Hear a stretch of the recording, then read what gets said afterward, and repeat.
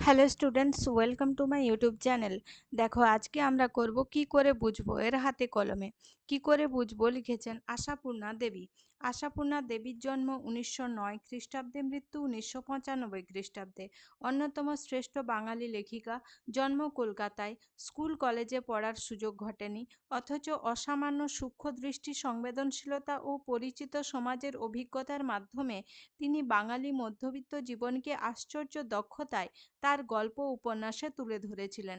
তিনি দীর্ঘজীবনে অসংখ্য উপন্যাস, গল্প ও ছোটদের জন্য অজস্র বই লিখেছেন। এগুলির মধ্যে উল্লেখযোগ্য ছোট ঠাকুরদার কাশিযাত্রা, প্রথম প্রতিশ্রুতি, সুবর্ণলতা, বকুলকথা, অগ্নিপরীক্ষা, সাগর শুকায়ে যায়, শশীবাবু সংসার, সোনার হরিণ ইত্যাদি। তার রচিত অত্যন্ত 63টি গ্রন্থ বিভিন্ন ভাষায় অনূদিত হয়েছে। তিনি রবীন্দ্র পুরস্কার, সাহিত্য একাডেমি পুরস্কার, লীলা পুরস্কার, জ্ঞানপীঠ পুরস্কার, একাধিক বিশ্ববিদ্যালয়ের ডিলিট এবং নানা সরকারি খেতাবে ভূষিত হয়েছেন। আমি প্রশ্ন উত্তর শুরু করার আগে তোমাদেরকে বলে রাখি, তো আমি কিছু কমেন্ট পেয়েছি যে তোমরা আমার ভিডিও দেখে, স্পেশালি আমার ভিডিও দেখে পড়ো, কোথাও টিউশন পড়ো না। তাই এটি দেখে আমার খুবই ভালো লেগেছে যে তোমরা আমার উপর ভরসা করছো, এবং তোমাদের ভরসার মর্যাদা দিতে আমি সত্যি প্রস্তুত আছি। তোমরা যদি কোনো জায়গাতে, যে কোনো জায়গাতে তোমাদের যে অসুবিধা হবে, এই বিষয় বাংলা বিষয় না হয়েও যদি সেটা অন্য বিষয় হয়, আমার স্পেশালি আমি ম্যাথে এমএসসি করেছি, তো ম্যাথে মানে আমার সাবজেক্ট হচ্ছে ম্যাথ, কিন্তু সব বিষয় আসলে পড়াবার জন্য আমি বাংলাগুলি আগে শেষ করছি। ঠিক আছে, তাহলে আমি মোটামুটি করে সব বিষয়ে তোমাদেরকে একটু আধটু গাইড করতে পারবো। তোমরা যদি অন্য কোনো বিষয়েও আটকে যাও, আমাকে এই যে কোনো ভিডিওর কমেন্ট বক্সে তোমরা কমেন্ট করতে পারো। আমি সেই বিষয়ের নিয়ে ভিডিও বানাবো, ঠিক আছে, বা সেই তোমাদের সেই প্রশ্নের উত্তর দিয়ে দেব। বোঝাতে পারলাম? এরপরে দেখো, আমরা প্রশ্ন উত্তর করছি। তোমাদের এই কমেন্টগুলো দেখলে আমার খুবই ভালো লাগে, ভিডিও বানাতে আরও খুব বেশি করে ইচ্ছে করে। দেখো, একের দাগের এক, আশাপূর্ণা দেবীর লেখা দুটি উপন্যাসের নাম লেখো। আশাপূর্ণা দেবীর লেখা দুটি উপন্যাসের নাম প্রথম প্রতিশ্রুতি ও সুবর্ণরেখা। আহ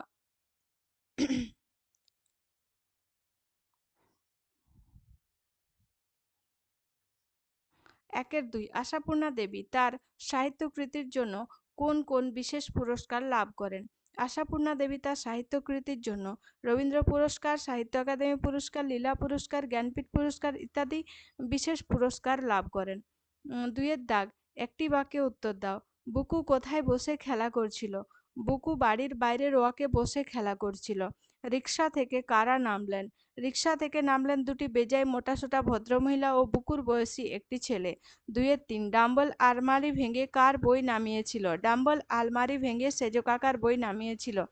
দুইয়ের চার, বুকুর মার কি কেনা ছিল? বুকুর মার সিনেমার টিকিট কেনা ছিল। দুইয়ের পাঁচ, বুকু আর বুকুর সেজো খুড়িমা অতিথিদের জন্য কি কি খাবার নিয়ে আসে? বুকু আর বুকুর সেজো খুড়িমা অতিথিদের জন্য রাজভোগ, ভালো ভালো সন্দেশ, সিঙ্গারা এবং নিমকি নিয়ে আসে। আচ্ছা, নিয়ে আসে এটা লিখিনি, এখানে লিখে দিই, নিয়ে আসে। এরপরে আছে দুইয়ের ছয়। দুইয়ের ছয়, বুকু কোন স্কুলে ভর্তি হয়েছিল? বুকু আদর্শ শিক্ষা প্রতিষ্ঠান নামক স্কুলে ভর্তি হয়েছিল। এরপরে তিনের দাগ, নিচের প্রশ্নগুলির সংক্ষিপ্ত উত্তর দাও। তিনের এক, বুকু খেলতে খেলতে তাকিয়ে অবাক হয়ে যায় কেন? বুকু খেলতে খেলতে তাকিয়ে দেখে একটি রিক্সা থেকে দুটি বেজায় মোটাসোটা মহিলা এবং একটি তার বয়সী ছেলে নামলো। রিক্সার অতটুকু খোলের মধ্যে এদের তিনজনের জায়গা হয়েছিল কিভাবে? এই ভেবে বুকু অবাক হয়ে গেল। সিঁড়ি ভেঙে আর উঠতে পারবো না বাবা। কারা একথা বলেছেন? তারা সিঁড়ি ভেঙে উঠতে পারবেন না কেন? সিঁড়ি ভেঙে আর উঠতে পারবো না বাবা, একথা বলেছেন ছেনুমাসি ও বেনুমাসি। ছেনুমাসি ও বেনুমাসি বুকুদের বাড়ি আসার জন্য অনেক কষ্ট করেছিলেন। বাড়ি থেকে বেরিয়ে 2-3 বার বাস বদল শেষ অবধি রিক্সায় করে তাদের বাড়ি পৌঁছেছে। তাই তারা সিঁড়ি ভেঙে আর 3 তলায় উঠতে পারবেন না। তিনের দাগের তিন, ও কি কি কাণ্ড করেছো তুমি? কে কি কাণ্ড করেছে? ডাম্বল বসার ঘরে থাকা আলমারির চাবির কলটা ভেঙে সব বই মাটিতে ফেলে রেখেছে। 3-4 বুকু অবাক হয়ে ফেলফেলিয়ে মায়ের মুখের দিকে তাকিয়েছিল কেন? বুকুর মা তিনতলার রান্নাঘরে অতিথি এসেছে শুনে রেগে গিয়ে বলেছিল অসময়ে লোক বেড়াতে আসা ভালো লাগেনি, কিন্তু নিচে অতিথিদের সামনে বলে ছেনুমাসি বেনুমাসিকে দেখে তার খুব আনন্দ হচ্ছে। তার মায়ের এই পরিবর্তন দেখে বুকু অবাক হয়ে ফেলফেলিয়ে মায়ের মুখের দিকে তাকিয়েছিল। 3-5 ছেলের কথা শুনে বুকুর মার মাথায় বজ্রাঘাত। ছেলের কথা শুনে বুকুর মার মাথায় বজ্রাঘাত হলো কেন? বুকুর মা অতিথিদের সামনে এসে বললেন তাদেরকে দেখে খুব আনন্দ হচ্ছে। তাই শুনে বুকু অতিথিদের সামনেই বলল, তুমি যে রান্নাঘরে বললে অতিথি আসার আর সময় পেলে না, ভালো লাগে না। অতিথিদের সামনে তার মনের কথা প্রকাশ হয়ে গেল দেখে বুকুর মার মাথায় বজ্রাঘাত। 3-6 ডাম্বেলকে স্কুলে ভর্তি করা হয়নি কেন? ডাম্বেলকে স্কুলে ভর্তি করা হয়নি কারণ তার হাড়কেপ্পন বাবা 7 বছরের ছেলের স্কুলের মাইনে 7 টাকা দিতে পারবে না। 3-7 কে জানে পাগলা টাগলা হয়ে যাবে নাকি? কার সম্পর্কে এই মন্তব্য করা হয়েছে এমন সন্দেহের কারণ কি? বুকুর সম্পর্কে এই কথা বলা হয়েছে। বুকুর মায়ের এইরকম সন্দেহ হয়েছিল কারণ অতিথিরা না বলে আসায় বুকুর মা যে রেগে গেছে সেটি সে অতিথিদের কাছে প্রকাশ করে দেয়। আলমারিটা খুলে সেজো কাকার বই মাটিতে ফেলে রেখেছিল দেখে বুকু ডাম্বেলকে বলেছিল যেমন হাতির মতো চেহারা তেমন হাতির মতো বুদ্ধি। এই কথা বেনুমাসির মুখ থেকে শুনে বুকুর মা অবাক হয়ে বলেন, ছেলের আজ কি হয়েছে? পাগলা হয়ে যাবে নাকি? ঠিক আছে। 3-8 দুজনে মিলে চেঁচান, বল বল কেন ওসব বললি? বুকু কেন ওসব বলেছিল? যাবে নাকি? এটা নাকি হবে, ঠিক আছে। দুজনে মিলে চেঁচান, বল বল কেন ওসব বলবি? বুকুর মা ও বাবা দুজনে মিলে বুকুকে মারছিল এবং দুজন মিলে চেঁচিয়ে বুকুকে জিজ্ঞেস করছিল সে অতিথিদের সামনে বাবা মার ঘরের ভেতরে যা বলেছে তা বলতে গেল কেন? তার উত্তরে বুকু জবাব দেয়, দুপুরবেলা তার মা তাকে বলেছিল সব সময় সত্যি সত্যি কথা বলতে এবং কারো কাছে কিছু না লুকোতে, তাই সে সবার সামনে সব কথা বলেছে। 4-এর দাগ, নিচের প্রশ্নগুলির নিজের ভাষায় উত্তর দাও। 4-1 গল্পে বুকুর আচরণ তার মাকে অতিথিদের সামনে অস্বস্তিতে ফেলেছিল। বুকুর এই আচরণ কি তুমি সমর্থন করো? বুকু কেন এমন আচরণ অতিথিদের সামনে করেছিল? আশাপূর্ণা দেবী রচিত কি করে বুঝবো গদ্যাংশটিতে বুকুদের বাড়িতে বিকেলে অতিথি আসে। সেই অতিথিদের দেখে তাদেরকে বুকু বলেছিল এত মোটা কাউকে সে দেখেনি কখনো। পরে ডাম্বল তাদের বসার ঘরে মেঝেতে বই ছড়িয়ে ফেললে তাকে বলেছিল যেমন হাতির মতো চেহারা তেমন হাতির মতো বুদ্ধি। এইরকম কথা অতিথিদের সঙ্গে বলতে নেই, কিন্তু বাকি কথা যেগুলি সে বলেছিল সেইগুলি যা যে যা শুনেছে তা বলে দিয়েছে, একটি 6 বছরের বাচ্চার ক্ষেত্রে যেটি স্বাভাবিক। বুকুকে তার মা দুপুরবেলা বলেছিল সবসময় সত্যি কথা বলতে এবং কারো কাছ থেকে কিছু না লুকোতে, তাই সে অতিথিদের সামনে এরকম আচরণ করেছিল। কিন্তু অতিথিদের সামনে এরকম আচরণ করা উচিত নয়, ঠিক আছে। অতিথিদের সামনে সামনে এরকম আচরণ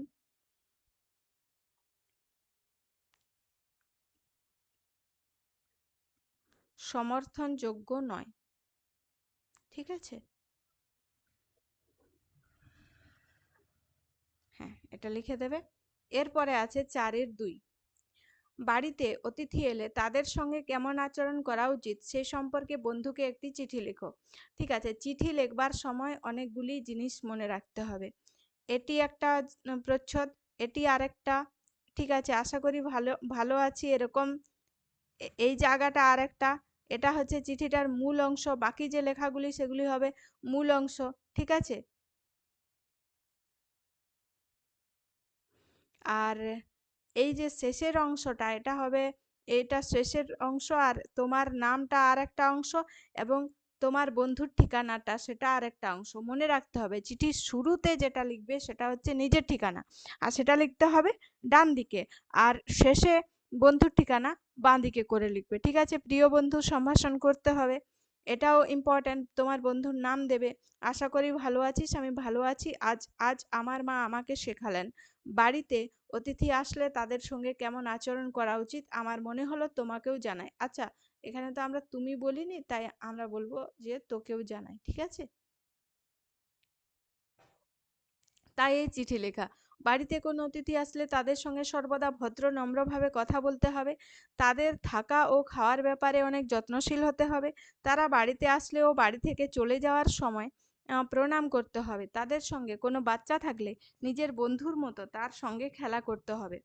তোমার আবার এখানে তোমার লিখেছি, এখানে তুমি লিখতে মানে তোর লিখতে হতো। তোর মা কি বলেছে জানাস? কাকু কাকিমাকে আমার প্রণাম জানাস, এটাও জানাস হবে। তুই, এটা তুই ভালোবাসা নিস। আজ এখানেই শেষ করছি। ইতি, তোমার নাম, তোমার নিজের নাম দেবে। আর এই বাঁ দিকে তোমার বন্ধুর নাম, বাবার নামের আগে কি লিখবে? প্রযত্নে, প্রযত্নে দিয়ে তার বাবার নাম, গ্রাম, পোস্ট, থানা, জেলা, পিন।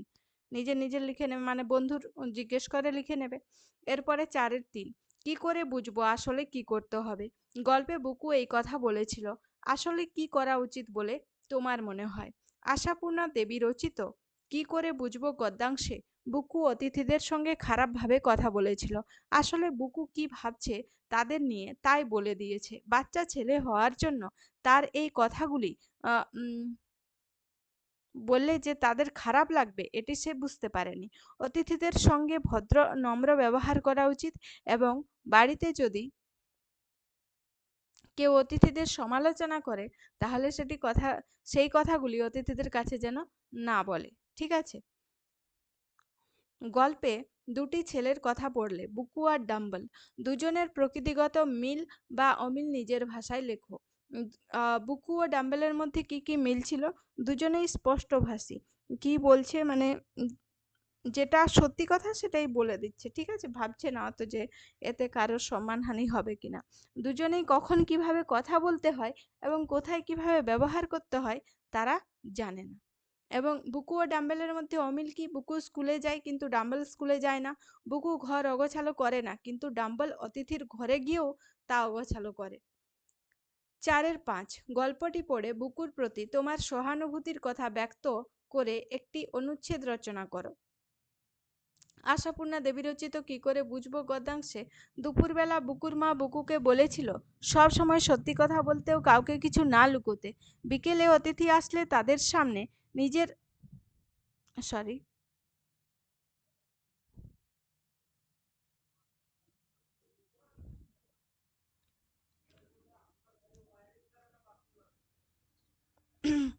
কাউকে কিছু না লুকোতে। বিকেলে অতিথি আসলে তাদের সামনে নিজের মনের ভাব প্রকাশ করতে গিয়ে তাদেরকে অশোভন কথা বলে ফেলে, এবং বাবা বাবা মা 1 মিনিট অতিথিদের আড়ালে তাদের নামে কিছু বললে সে অতিথিদের সামনে সব বলে দেয়। এতে বুকুর বাবা ও মা অপদস্থ হন অতিথিদের কাছে। বুকু 6 বছরের একটি বাচ্চা ছেলে, তাই সে বাড়ির লোকের পরামর্শ অনুযায়ী কাজ করবে এবং বলবে। তাই তার শেষে মার খাওয়াতে আমার খুবই খারাপ লেগেছে। তার মার উচিত ছিল ছেলেকে ভালোভাবে বোঝানো, যাতে সে ভালো মানে ব্যবহার করে সবার সঙ্গে। শব্দার্থ: বেজায়, অতিরিক্ত বা খুব। বার 2-3 বার ইত্যবসরে এই সুযোগে মোলায়েম, কোমল ও মসৃণ, ড্যাব ড্যাব করে চোখ বড় বড় করে, গম গম গম্ভীর শব্দ, অভ্যর্থনা, সাদর আপ্যায়ন, ফেলফেলিয়ে, অবাক হয়ে, হতবুদ্ধি হয়ে, মাথায় বজ্রাঘাত, আকস্মিক বিপদে পড়া, হাটে হাঁড়ি ভাঙা, সবার মাঝে গোপন কথা প্রকাশ করা।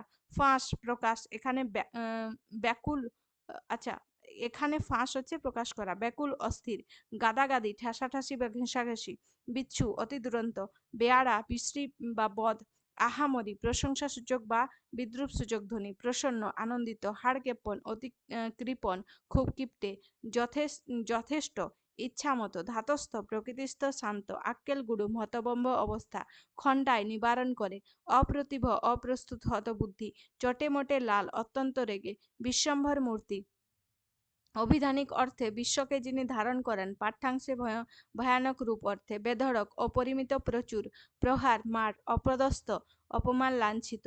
5-এর দাগ, একই অর্থযুক্ত শব্দ গল্প থেকে খুঁজে নিয়ে লেখো। সংবাদ, খবর, পুস্তক, বই, সন্তুষ্ট, প্রসন্ন, কোমল, মোলায়েম, আপ্যায়ন, অভ্যর্থনা। এরপরে 6-এর দাগ, নিচের শব্দগুলি সন্ধি বিচ্ছেদ করো। ইত্যবসরে, ইতি যোগ অবসরে, বজ্রাঘাত, বজ্র যোগ আঘাত, ব্যাকুল, বি যোগ আকুল, নিশ্চয়, নিহ যোগ জয়, রান্না, রান্ধ যোগ না, দুরন্ত, দুহ যুক্ত অন্ত, সন্দেশ, সম যোগ দেশ। এরপরে 7 দাগ, নিচের শব্দগুলি কোনটি বিশেষ্য এবং কোনটি বিশেষণ খুঁজে নিয়ে লেখো। এরপর বিশেষ্যগুলি বিশেষণ রূপ এবং বিশেষণগুলির বিশেষ্য রূপ লেখো। মন, মানসিক, শিক্ষা, শিক্ষিত, অবস্থা, অবস্থিত, গম্ভীরটা বিশেষণ, এর বিশেষ্য হবে গাম্ভীর্য, শাসনটা শাসিত, শয়তানটা বিশেষণ, এর বিশেষ্য হবে শয়তানি, লালটা বিশেষণ, এর বিশেষ্য হবে লালিমা, সর্বনাশ, সর্বনেশে, ঘর, ঘরোয়া, সুন্দরটা বিশেষণ, এর বিশেষ্য হবে সৌন্দর্য, দুরন্তটা বিশেষণ, এর বিশেষ্য হবে দুরন্তপনা, মুখ থেকে মৌখিক, কথা থেকে কথ্য, হ্যাংলাটা কি হয়ে যাচ্ছে বিশেষণ, এর বিশেষ্য হচ্ছে হ্যাংলামি। এরপরে 8 দাগ, নিচের প্রতিটি উপসর্গ দিয়ে 5টি করে নতুন শব্দ তৈরি করে লেখো। অ হচ্ছে অচল, অচেনা, অদেখা, অবেলা, অবিবেচনা। বি থেকে বিচার, বিকাশ, বিবাদ, বিদেশ, বিমুখ। বে থেকে বেহিসাবি, বেচাল, বেতাল, বেনাম, বেকায়দা। আ থেকে আচার, আসক্ত, আকর্ষণ, আগমন, আগাম। প্র থেকে প্রচলিত, প্রভাব, প্রকাশ, প্রবাদ, প্রতাপ। অব থেকে অবহেলা, অবনমন, অবকাশ, অবগুণ্ঠন, অবতারণ। এরপরে 9 দাগ, সমুচ্চারিত বা প্রায় সমুচ্চারিত ভিন্নার্থক শব্দগুলির অর্থ লিখে আলাদা আলাদা বাক্য রচনা করো। আশা, আগমন, দাদার আসার সময় হয়েছে।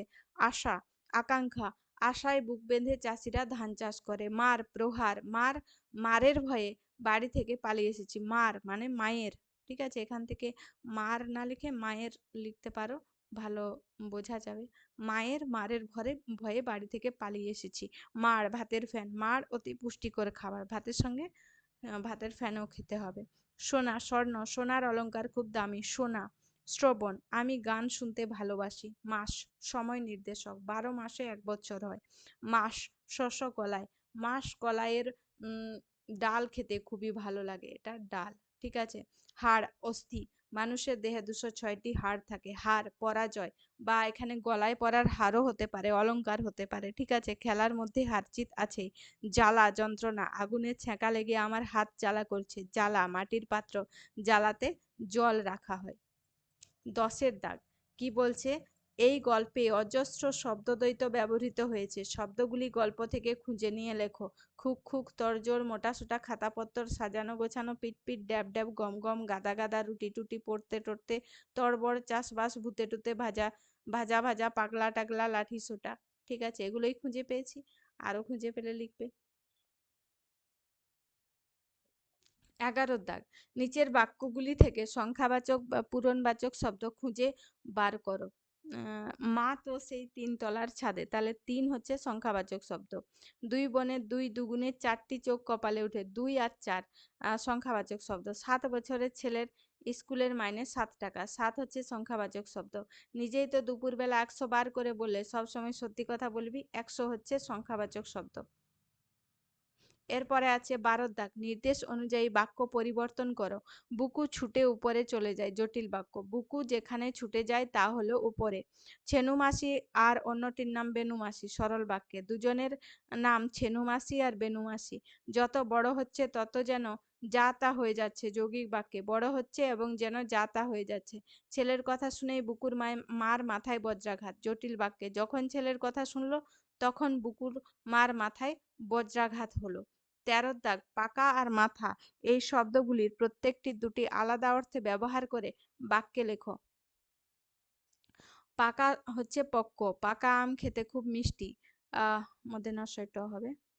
পাকা হচ্ছে দক্ষ, পাকা কারিগরের মতো কাজ করছে ছেলেটি।